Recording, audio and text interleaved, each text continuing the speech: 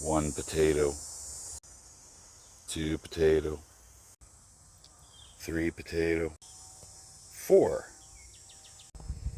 5 potato,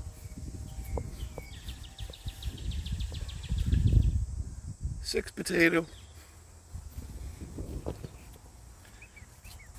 7 potato, more. And who said that I couldn't rhyme? Now, I've talked a lot about staggering the planting of certain vegetables like potatoes, garlic, carrots, even beans, by planting them at different times, spreading out when you actually plant them in the soil, and that way you stagger your harvests. Now, I've seen a lot of harvests of potatoes because we're kind of getting near that season. Well, we're actually in it now, where people will show baskets and baskets of potatoes that they've just dug out of their garden. And the reason why I try to stay away from that is quite simple. I can't eat all those potatoes in a couple days.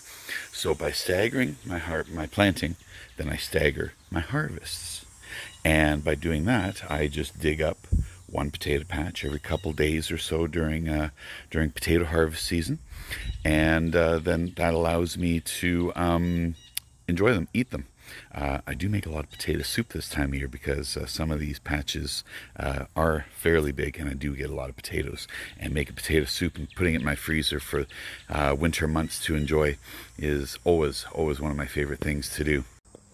Now, how do you know when it's time to harvest potatoes? Well, quite simply, this doesn't really look like much of a potato plant, but just like 2 weeks ago, 3 weeks ago, this thing was just solid green, tons of leaves. So the plants will grow, they'll flower, and then the plants start to die. And then when the plant is pretty much dead, just a little stalk in the ground, there's a few stalks here, that's when I dig them up. Now, I've got a few tips to share to further this conversation about potatoes, but I'm running out of time, so I'm going to make this last little bit quick, and I want to talk about watering.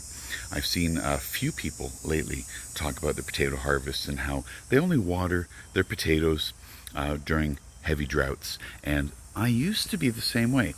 Last year, we had a heavy rain all summer long, July and August. We had so much rain, and I noticed that I got more potatoes. So since then, I've been watering my potatoes a